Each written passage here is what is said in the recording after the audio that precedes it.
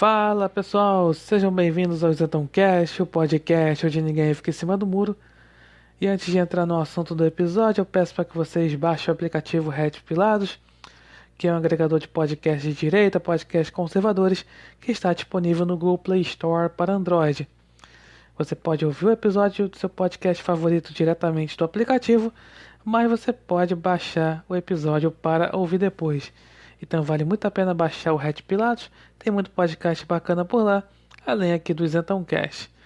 E também eu falar aqui da Shockwave Radio, a web rádio conservadora que só toca música bacana por lá, além de ter programas de alta qualidade, sempre com viés conservador. Então vale muito a pena ouvir acessando o site www.shockwaveradio.com.br e também baixar o aplicativo da rádio, que está disponível no Google Play Store para Android. E vale muito a pena divulgar a rádio para aqueles seus amigos, seus familiares que estão acostumados a ouvir as grandes rádios que só tocam conteúdo lacrador. Então vale muito a pena ouvir e divulgar a Shockwave Radio. Bem, o tema desse episódio é o seguinte: no episódio 38 foi falado sobre Neville Chamberlain. Foi o primeiro-ministro britânico que muita gente fala que ele era um típico isentão.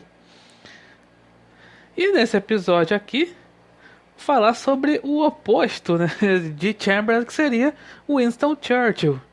E para esse episódio, assim como aquele, né, o Isentoncast recebe mais uma vez o André C. Barreto, que é, né, professor de filosofia, que é membro do podcast Oliver Talk, que já esteve, né, além do episódio de Chamberlain, esteve já no episódio 43, que fala sobre, né, esse ceticismo político, né, que o pessoal aí da isentosfera fala muito, né, que eles são conservadores, mas são céticos com políticos. E aí, mais uma vez, o Centralcast recebe o André. Então, fique aí com a nossa conversa.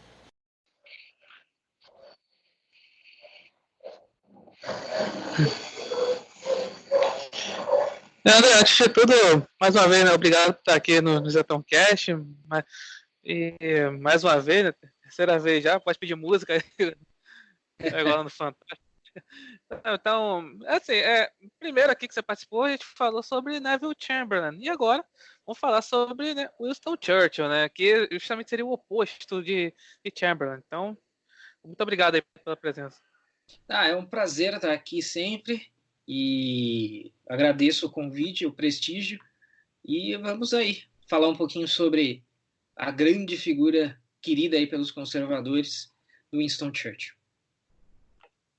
Sim, não, você pode assim dizer, assim, antes, como era assim, a barreira assim política assim assim, a vida do Churchill, né, antes dele ser primeiro-ministro? Certo. Bom, aqui óbvio, a gente procura falar sempre de maneira didática. Eu até gosto de, assim, é bom a gente não, se a gente se prepara muito, a gente acaba se perdendo nos detalhes, né? Então eu vou aqui jogar um monte de coisas que me vem à mente aqui, mas eu estou dizendo isso porque se tiver algum detalhista ouvindo, você esqueceu isso, talvez eu esqueça um ou outro fator, mas eu acho que o geral vai dar para abordar. O Churchill, né, ele vem de uma família nobre, né, e já ligada à política, né, e aí né, o tempo passa, ele, enfim, mesmo jovem, ele já está envolvido no alto escalão da sociedade, e ele também tem algumas incursões militares, né, antes de chegar ao cargo de primeiro-ministro. O que o Churchill tinha previamente à sua carreira política era a vida típica de um aristocrata inglês vitoriano ali, né? Ele pôde se dedicar aos estudos, né?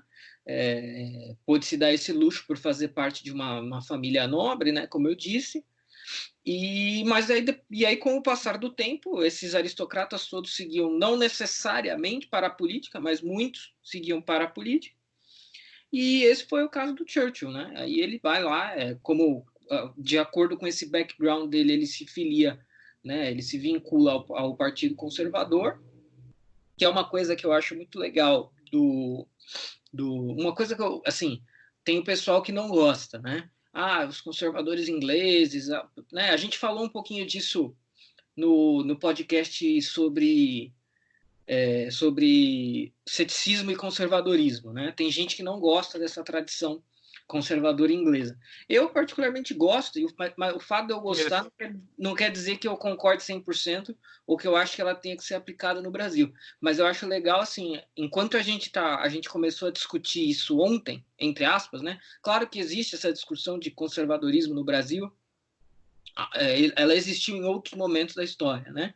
Mas aí ficou por muito tempo esquecida, né? Escanteada, e voltou com força nos últimos anos.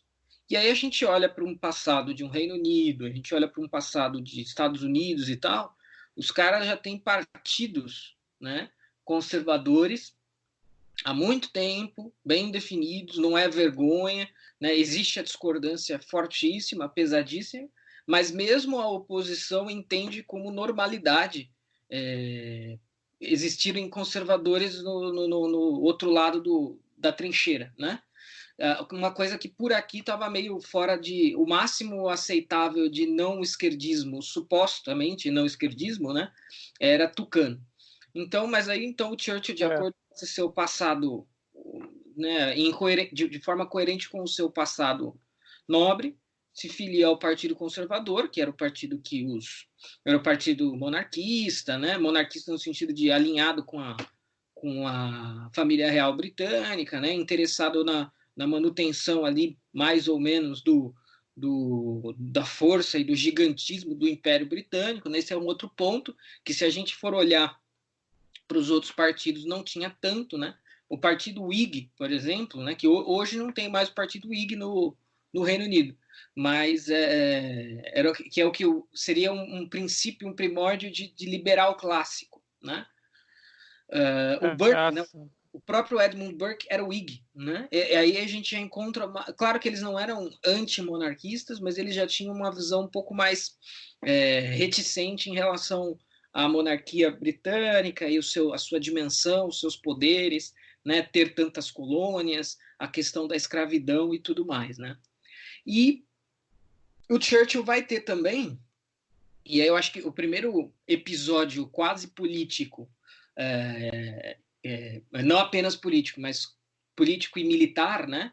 Que foi a incursão em Galípoli, né? Galípoli é um estreito na Turquia, próximo da Turquia ali, né? Agora eu não sei precisar aqui a geografia exatamente, mas houve uma incursão britânica ali, que foi recomendada, liderada, organizada pelo Churchill, e foi um fracasso tremendo, né? Isso foi antes ainda do episódio que ele se notabilizou, né, durante a Segunda Guerra e tudo mais, que é a parte que as pessoas conhecem mais. Isso quase enterrou a carreira política do Churchill, e ele também, como aí acho que é mais evidente, né, ele também sempre foi uma figura meio excêntrica, né? Aquela coisa né, de ser muito genioso, né, enfim, muito convicto, né, teve também a sua carreira de jornalista, né, de escritor, era um escritor muito bom, né, e ele também pintava, né, embora, claro, que ele não seja... Uma vez eu quase consegui comprar um livro com as obras de arte plástica do Church, mas acabei não conseguindo finalizar a compra. O livro tinha se esgotado. Mas então tem esse lado também. E, assim, basicamente, a gente quase perdeu Winston Churchill devido ao fracasso da incursão em Galípoli que ele comandou, mas felizmente ali nas vicissitudes da realidade e da vida política, ele acabou entrando nos eixos de novo e aí conseguiu se tornar líder do Partido Conservador e, né, liderar o Reino Unido durante a Segunda Guerra Mundial. E aí justamente vai entrar nessa parte, né? O Churchill foi em 1940, né? Que ele foi aí o primeiro-ministro, 40, 41, se não me engano. Aí ficou até 45, né? Sim, o primeiro, foi isso? Então, aí justamente essa atuação do Churchill, né, como primeiro-ministro, claro, assim, claro, é filme, mas tendo aquele filme, né, O Destino de uma Nação, vendo, a gente falando sobre Chamberlain, né, é meio que aquela coisa, ficava meio, pô, Churchill, né, aí você falou que teve fracassou, né, em Galípoli, e aí, pessoal, com certeza ali no Partido Conservador, ele viu muito, assim, de confiança, né. Sim, e assim, é interessante a gente analisar isso, porque assim, é fácil fazer a análise agora, né? Agora que ele decidiu enfrentar, né? E na verdade ele já alertava as pessoas, ele já falava que quem quiser um livrinho, vou deixar aqui uma dica, quem quiser uma biografia boa e curta do Churchill, procura pelo livro, o nome do livro é Churchill, do Paul Johnson, historiador chamado Paul Johnson. O livro tem 100, 120 páginas e conta tudo isso que eu tô usando como uma boa base aqui de memória para pontuar as coisas que eu estou pontuando. E assim, mas voltando, quando a gente vai falar sobre as ações do Churchill hoje, né, olha só, ele enfrentou a tirania nazista, né? Muitos anos antes ainda o Churchill tinha a intenção de enviar uma expedição britânica para proteger a família real russa, porque ele estava antevendo que aqueles caras lá, aqueles radicais revolucionários, não sei o quê, né? Ou seja, ele quase anteviu o golpe bolchevique e quase preveniu, né? Ou dificultou. A gente não sabe se ia conseguir prevenir, ou se ia só dificultar, ou se ia só atrasar. Enfim, isso é uma especulação muito grande. Mas ele viu com olhos assim de um bom analista, né? E falou: olha, isso é melhor que os bolcheviques não cheguem ao poder. Se chegar, vai dar merda. E, bom, dito e feito. Olha, a gente precisa enfrentar a tirania nazista, porque se a gente não enfrentar, os caras vão dominar a Europa inteira e não vai ser legal. Dito e feito. Agora, fazer essa análise depois que tudo aconteceu, depois que tudo passou, é mais fácil.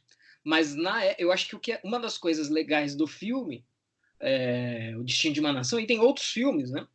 Quem for meio fissurado e quiser aproveitar agora esse momento que a gente está vivendo, pode buscar outros filmes, né? Não só de Segunda Guerra, mas estou falando especificamente mais biográficos do Churchill. Como naquele momento ele teve que enfrentar todo mundo, né?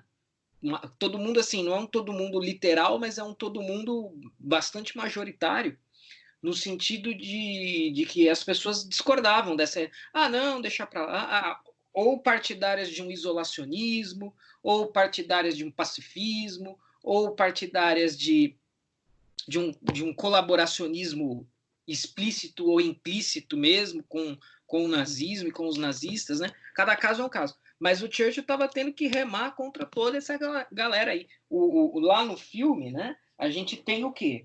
A gente tem o grande antípoda dele ali, é o Lord Halifax, que era do Partido Conservador também, né?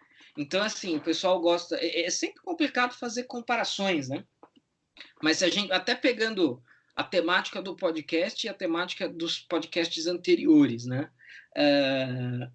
Entre as alas isentas de hoje, a gente vê, não, porque o pessoal quer muito o Winston Churchill visual, né? Como se ele fosse um cara moderado, ponderado, e não fosse. O apelido dele, ele tinha o apelido de Bulldog também, né? Ou seja, uma coisa meio cachorro louco, assim. Então, Eu já ouvi falar. os isentões da época eram anti-Churchill também, né? É fácil você ser... É o que eu estou, né, costurando o raciocínio que eu estou fazendo aqui. É fácil você falar que gosta do Churchill hoje. Eu queria ver se você ia gostar dele na época. Ou se na época, se você estivesse lá, você ia querer ser colaboracionista, ia querer ser pacifista, ia querer ser isentão, ia falar, esse cara é louco. E, aliás, no próprio filme isso aparece, né? O pessoal fala, esse cara é um arrogante, é um bêbado, né? Tá o dia inteiro bebendo, o dia inteiro fumando, ama a própria voz, né? Porque ele era um ótimo orador, um ótimo escritor. Churchill chegou a receber o Prêmio Nobel de Literatura, né? Então, assim, até porque políticos que escrevem até que não é tão assim atípico, né? Agora, chegar ao ponto de ganhar o prêmio Nobel aí já está um pouquinho fora da curva, né? Mas esse era o Churchill, né? Agora, eu acredito que não todos, mas muita gente que gosta da figura, muita gente gosta da figura do Churchill, né? Da figura, né? Aquela coisa do inglês, aquela coisa das vestes, que é legal, eu também gosto, né? Mas aí é uma questão de opinião e de gosto. Agora, eu acho que essa galera aí, se fosse na época, não teria esta opinião sobre ele. Ia ser anti-Churchill e pró qualquer outra coisa, pró Partido Trabalhista, pró nazista, pró bolcheviques, em nome da moderação e da sofisticação. Por aí mesmo, né? Então assim, né? Mas assim, o Churchill ele foi realmente assim muito importante, né? Assim na questão tem aquele famoso discurso dele, né? Que é o lutem nas praias, né? Assim, né, nunca vamos nos render, coisa assim que né, isso Sim. foi importante ali para unir ali o país, né? Né? No caso o Reino Unido. Mas ele foi muito importante também na questão ali da Europa contra o nazifascismo, né? Ah, sim, a importância é muito. A gente, é aquilo que eu estou tentando, né, argumentar, né? A gente tem que perceber a grandeza do que ele fez a partir de uma contextualização de época, né? Quando uma Europa já estava quase inteira rendida, a oposição e os partidários querendo ser tolerantes ou ser amigos de Hitler, na esperança de que eventualmente não fossem atacados e tudo mais, né? E ele teve que remar contra toda essa maré sozinho, mas tivemos também, e tem esse episódio aí que eu acho que é sensacional também, de um dos discursos mais famosos dele, que é a cena final lá do Destino de uma Nação, né? Isso. Que ele fala, né? We shall never surrender, né? We shall fight on the beaches, né? E é interessante que, embora ele fosse um bom escritor e um bom orador, a fala dele é um pouquinho como é cadenciada, né? Ele não é diferente. Se a gente vai falar de oradores, né? Que o pessoal acha também que o Hitler era um grande orador, né? Que na verdade isso é uma. Eu gosto de alguns autores que contestam essa tese, né? Na verdade tem a tese do Hitler grande orador e tem a tese do Hitler gênio, né? Que é uma tese muito presente assim no senso comum, né? O senso comum, não, mas se o cara conseguiu fazer o que ele conseguiu é porque ele devia era um gênio do mal, mas era um gênio. Eu gosto de alguns autores que falam que não, o Hitler era um cara intelectualmente limitado, militarmente limitado, né? Eu acho que aquele filme A Queda mostra bastante isso, né? E aquele filme e diversos outros filmes e livros mostram como Hitler, na verdade, o que acabou sendo bom para o resto do mundo e do continente, né? Mas se ele tivesse seguido as orientações dos seus generais, que de fato entendiam e que de fato estavam vendo as coisas, talvez o destino tivesse a vida da Alemanha nazista tivesse sido maior ou tivesse sido vitoriosa, né, e tal. E também a ideia do Hitler grande orador, né, que não, ele era um encantador das massas, né? Na verdade nem tanto, isso é mais uma mitologia que se construiu em cima dele do que qualquer outra coisa. Mas ainda dentro disso, se você pega lá, então você vai lá, você nunca fez isso ou você fez e nunca prestou atenção. Você vai assistir um discurso do Hitler e vai assistir um discurso do Churchill. O que eu estou pontuando é isso, que se você encara os dois como bons oradores, você vai ter que considerar que, embora sejam dois bons oradores, são dois oradores com características completamente diferentes, né? O Hitler era muito aquela coisa do gestual, né? E do mais exaltado, né? Do mais, né? Mussolini também, né? Desculpa, não entendi? Mussolini também, era assim Também. muito no gestual. Exatamente. O Churchill também tinha um pouco do gestual, mas até mesmo porque, né, grande parte desses discursos, né, o Churchill está fazendo no parlamento. O Hitler vai fazer para plateias plateias de apoiadores, né, de entusiastas. Então você também, né, você precisa inflamar a sua massa, né? ao passo que quando você está no parlamento é um outro contexto, ou quando você vai fazer um discurso para ser veiculado no rádio, né? Então não faz o menor sentido ter gesticulação e tal, mas mesmo assim, né, a fala do Churchill, ele era um grande orador, um grande escritor, mas uma fala mais cadenciada, né, mais manso, que é interessante também de se observar e de se pensar, né? Mas a admiração que...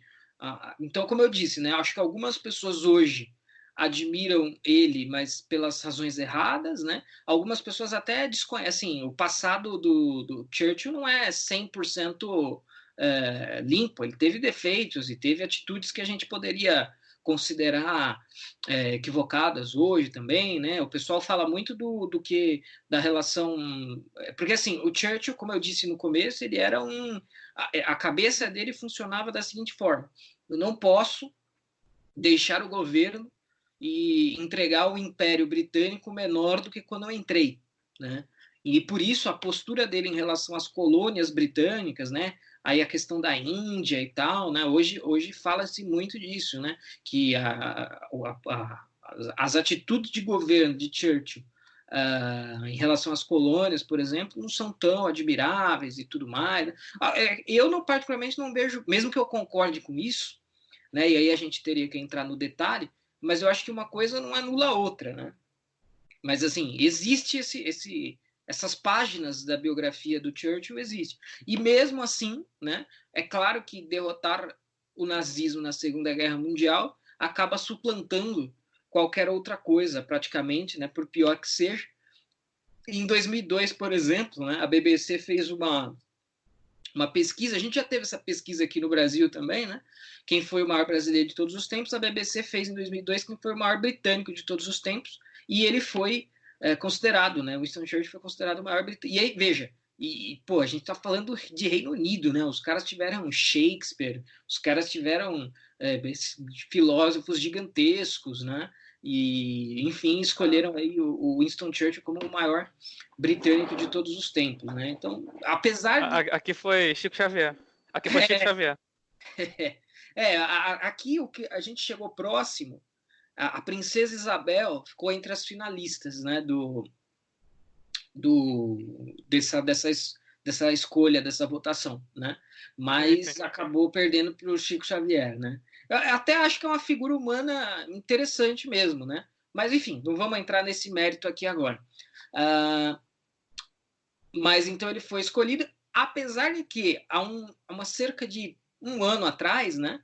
Eu não sei se é um ano ou menos, ou um pouquinho mais, mas teve uma polêmica lá no Reino Unido, porque um deputado, especificamente, que eu não sei o nome aqui agora, mas se alguém tiver muita curiosidade, acha isso fácil na internet, um deputado começou a falar mal do Winston Churchill, né? Falar mal, esse cara não é tudo isso que as pessoas dizem, né? Mais ou menos nesse sentido. E ressuscitou um pouco esse debate lá para eles da figura do Churchill, né? Quem foi, se é realmente o maior britânico de todos os tempos, se os defeitos superam os méritos, se os méritos superam os defeitos, né? Então teve uma fala muito forte contra ele na discussão política britânica recentemente e reacendeu um pouco dessa discussão aí, né, sobre o papel dele dentro da história, não só do Reino Unido, mas da própria Europa, né? E eu acho que muito da crítica, né? Então, tudo bem, a política colonial de Churchill. Realmente, eu acho que hoje é algo que, com os olhos de agora, a gente analisaria de uma outra forma. Mas eu sou partidário da ideia de que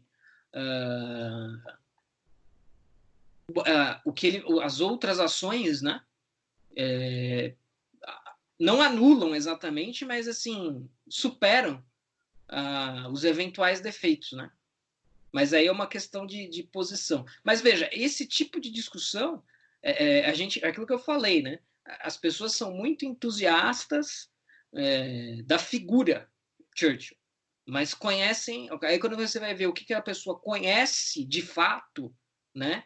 De Churchill é menos, né? É um pouco menos. Assim, e Churchill, eu não sei se foi ele que criou, mas, enfim, popularizou o termo cortina de ferro, né? Que a gente acabou conhecendo aí depois, né, da Segunda Guerra, né? Então, assim, é verdade que o Churchill queria, assim, como você falou, ele assim, viu o perigo lá da Revolução Bolchevique, viu o perigo do nazismo. Ele também, é verdade que ele viu o perigo também do Stalin, por exemplo, dos Ah, soviéticos? sem dúvida. Inclusive, aí a gente começa. Assim, então, a gente estava falando um pouquinho da figura do Churchill dentro dos nossos círculos políticos mais imediatos. Agora, se você for partir para o lado de uma análise de esquerda, a esquerda, apesar de supostamente, né, ser antinazista, vai ser muito restritiva quanto à figura do Churchill, porque o Churchill era um anticomunista tanto quanto um antinazista, né? Inclusive Ah, sim. a frase do meu Skype aqui, eu até não sei se você consegue ver aí para, quer ver? Deixa eu ver se eu consigo achar aqui. Mas a minha frase é uma frase dele falando que ele fala que a tirania bolchevique é a pior tirania de todas, né? Então ele era um antinazista, né? Assim, talvez toda a fama dele, toda a admiração dele seja justamente por isso, mas ele era igualmente ou tão mais ou mais um anticomunista, né? E ele tem várias frases dele sobre o comunismo, né? E falando exatamente sobre isso, né? Sobre o quanto o comunismo era tão ruim ou pior do que o nazismo. E aí, então, por isso que, mesmo que você encontre um esquerdista que não seja comunista ou não se diga comunista, a gente sabe que o cara dá uma passadinha de pano para o comunismo, para o Stalin, né? Em maior ou menor grau, né? O cara dá, que é totalmente diferente da posição da grande maioria. É muito difícil você encontrar na direita, não vou dizer que é impossível, mas é muito difícil você encontrar na direita gente passando pano para Hitler. Pressupondo aí, né, vamos acreditar, não vamos entrar na discussão do nazismo ser ou não ser de direita, ser de esquerda e tal.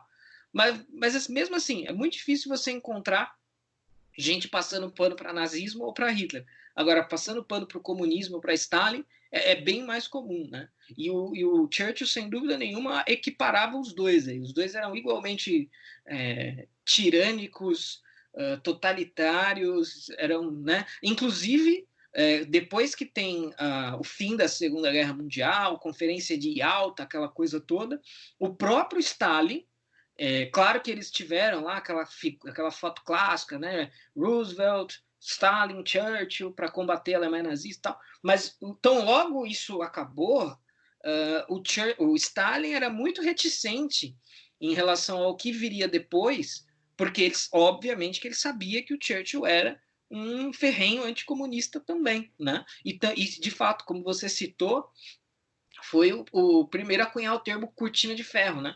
Porque aí já, óbvio, né? A União Soviética estava a todo vapor, né? A Europa no pós-guerra estava arrasada, evidentemente.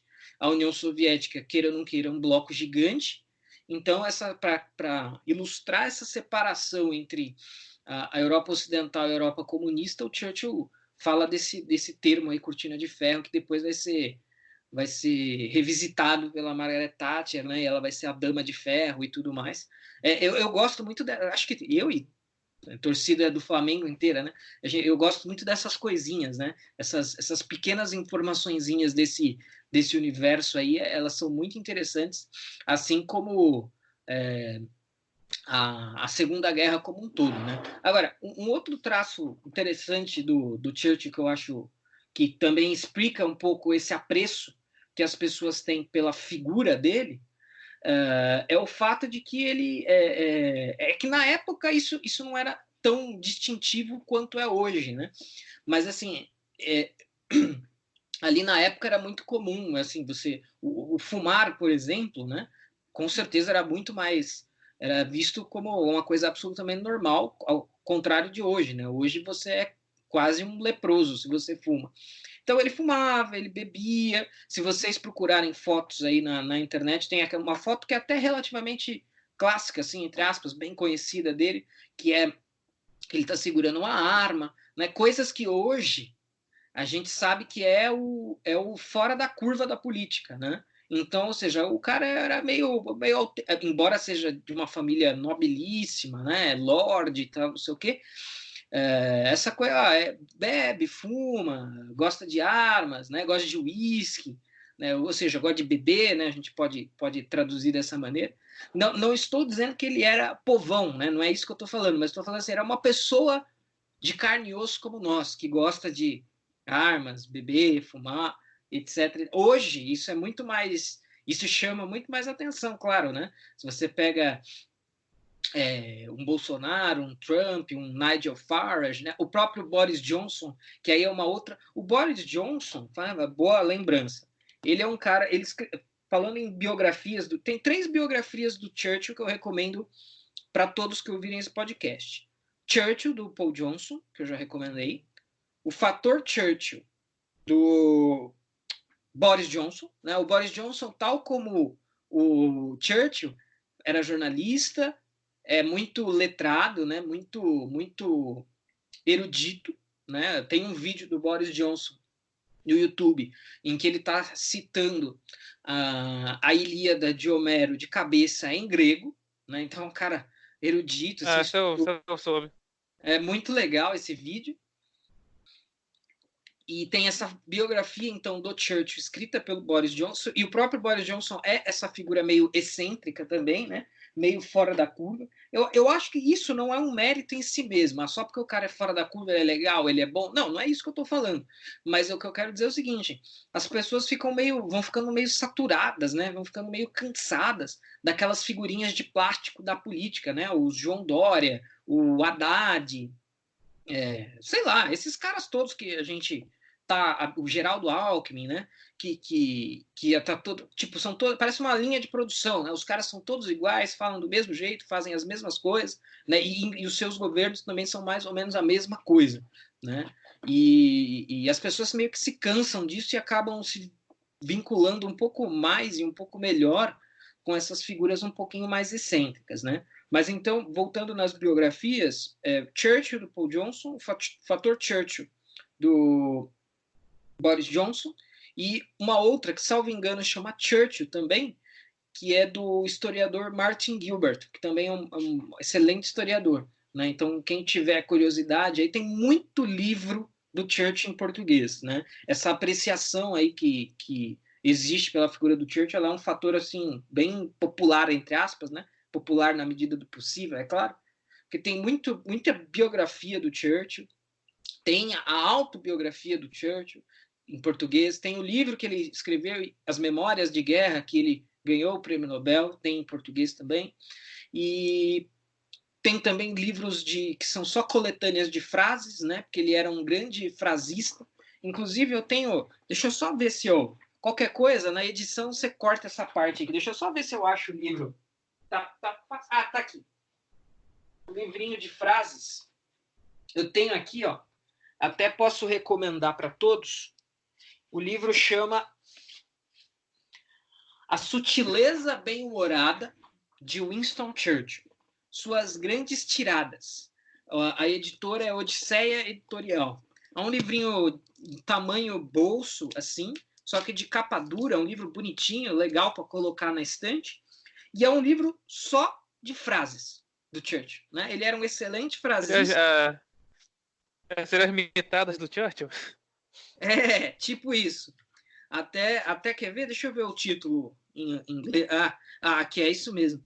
The Definitive Wit of Winston Churchill, né? Que é aquela coisa do wit dos ingleses, né? Que é a sabedoria prática e tal.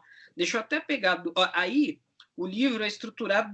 O livro é só de frases e ele é estruturado em 12 capítulos temáticos. Então, por exemplo, golpes e esquivas, máximas e reflexões, histórias e piadas, churchillianismos, grande comunicador, pessoas, Inglaterra, Império e Commonwealth, nações, guerra, política e governo, educação, arte e ciência e pessoal.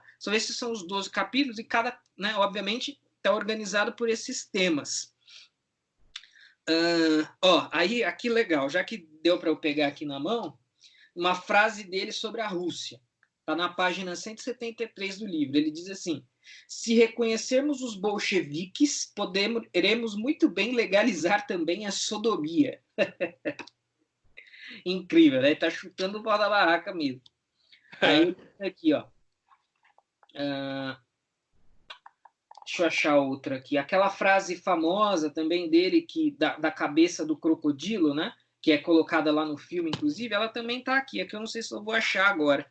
Mas que ele fala que você negociar com um totalitário, né? Você negociar com alguém como Hitler, é mais ou menos como você negociar com um jacaré de boca aberta e sua cabeça dentro da boca do jacaré, né? Então, obviamente que isso é impossível, né? Deixa eu ver. Essa é boa. Essa frase é sensacional, né? É uma das mais famosas.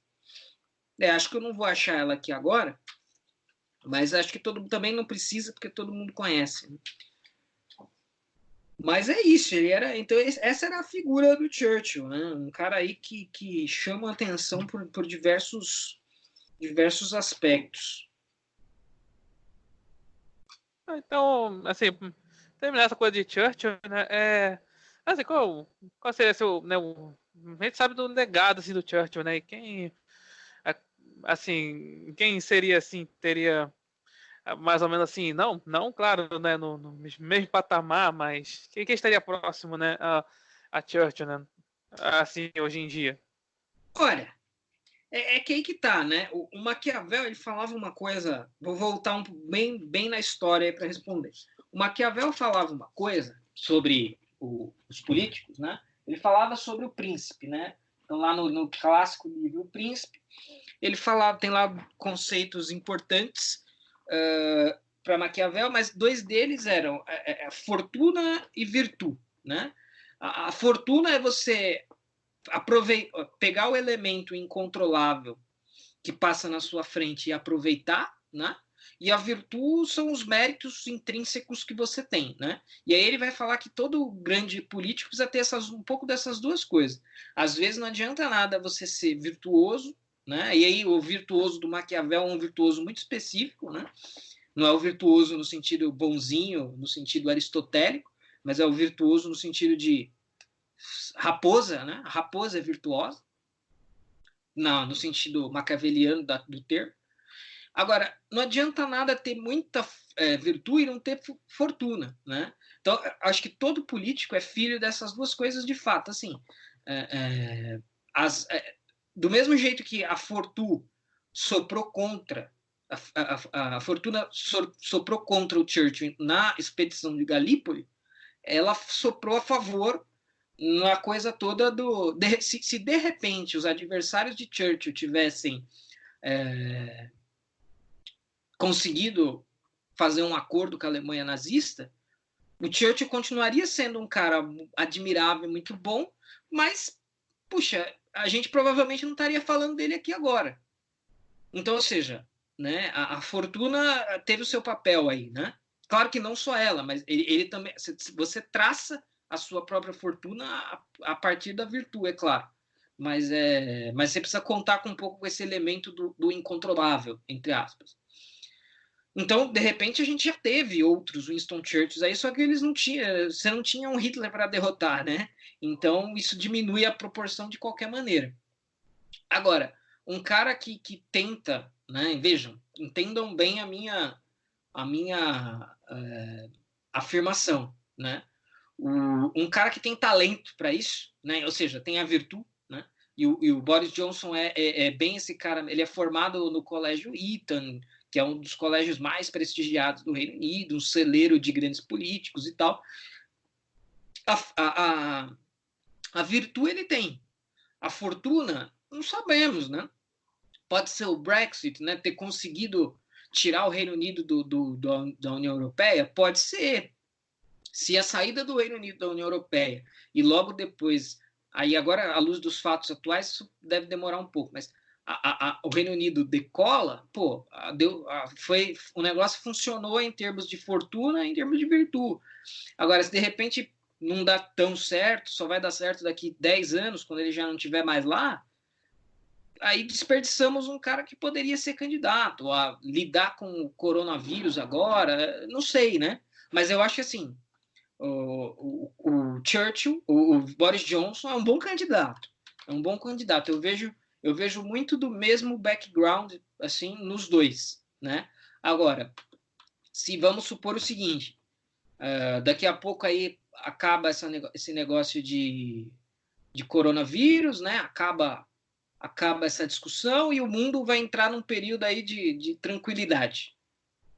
Aí a fortuna não trabalhou em favor dele, né? Então ele vai ser lembrado, tal, legal, Brexit, beleza, mas, entendeu? Já passou, já acabou. Agora, mas assim, eu acho sim que ele é um bom candidato a isso aí, tá? É, assim, é muito bem. E Margaret Thatcher, assim, é como se fosse, né, falando assim, um bônus aqui, né? Margaret Thatcher, tipo assim, porque ela é, assim, realmente, assim, assim, pela direita ela é muito exaltada, assim como Churchill, mas também ela é muito odiada pela esquerda, então, assim, há semelhanças ou, assim, é coisa totalmente diferente? Não, eu acho que na verdade ela é bem mais odiada pela, pela, pela esquerda, né? Até porque será mais recente, porque é aquela coisa mais ideológica do comunismo e do capitalismo, né? E tal. Assim, ela sem dúvida nenhuma é grandiosa. Né? É só que assim, ao mesmo tempo que o Churchill foi eleito o maior britânico de todos os tempos, assim, o britânico tem um sentimento muito mais positivo, mas muito mais positivo em relação ao Churchill. E aí eu acredito que o extremo esquerdista não, mas o esquerdista ali mais moderado e tal, até ele gosta do Churchill. Com a Margaret Thatcher já não, né? A Margaret Thatcher ela não é uma unanimidade nacional, muito pelo contrário. Né? Ela é até bem odiada, mas isso também dá para a gente explicar à luz daquilo que eu falei da fortuna e da virtude. Né? A fortuna que estava passando na frente da Margaret Thatcher quando ela governou o país era outra. Né?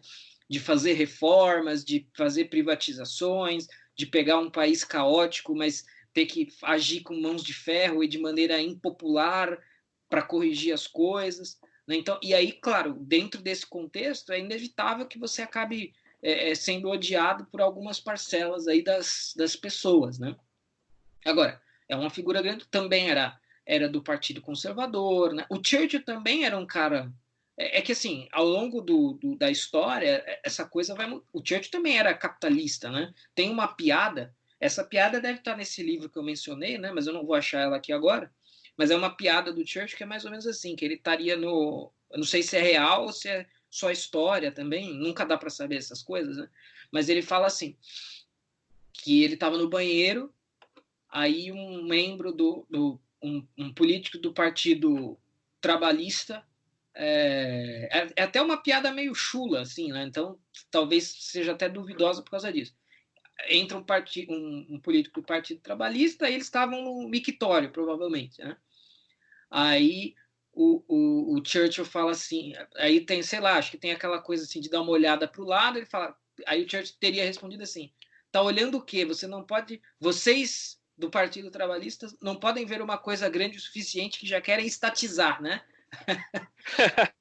Aí ou seja, mas a veia, né, de quem seja verdadeiro ou não essa piada, né? Qual que é a veia? Qual que é a moral da história?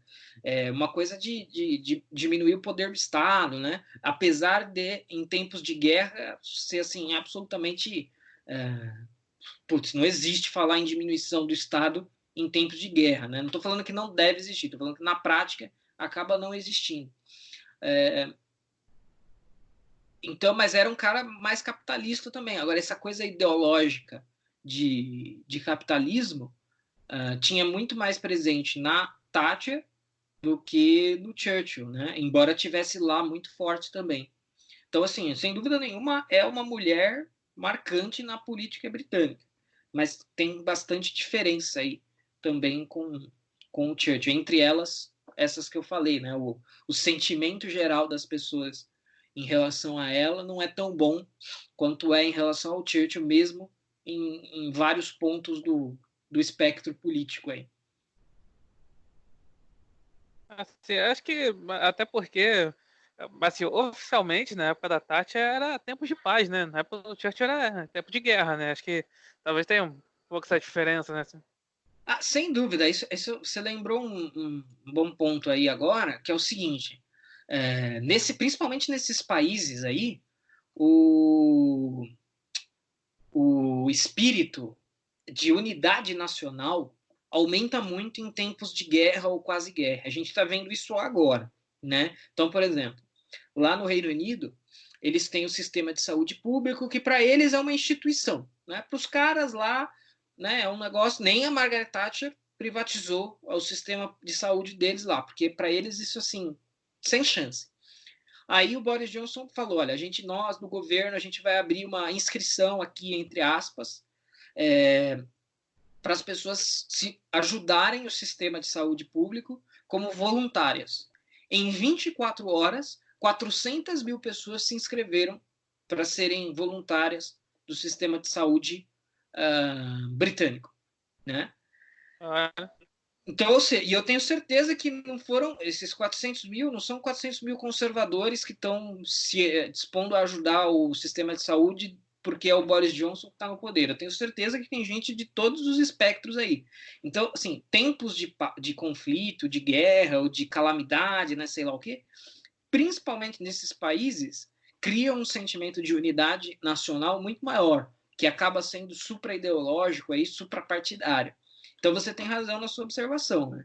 E aí, se você pensa na dimensão da. Pô, a gente está falando de Segunda Guerra, a gente está falando de derrotar o nazismo. Se não tiver sentimento de unidade nesse momento, não vai ter sentimento de unidade em momento nenhum, né?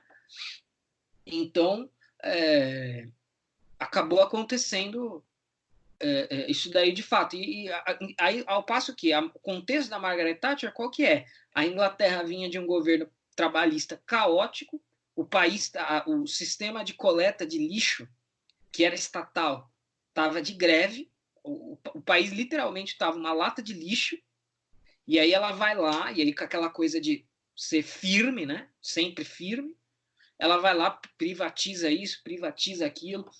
Então é um outro contexto realmente, né? E um contexto de paz, onde os sentimentos de unidade nacional acabam sendo um pouco mais fracos do que eles são em tempos de guerra.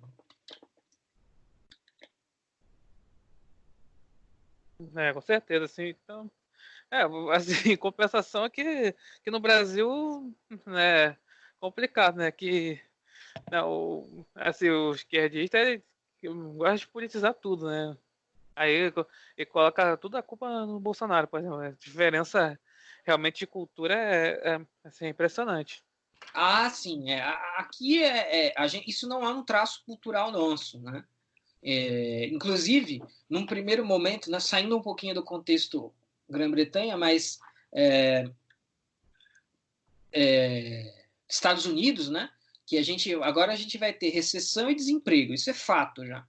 Mas de repente, né, a atuação do Trump nesse momento pode contribuir para a sua reeleição por causa disso também, né? A liderança no momento de crise, as pessoas se unem em torno da liderança no momento. Claro que vai ter a oposição, claro que vai ter a esquerda, claro que vai ter tudo isso.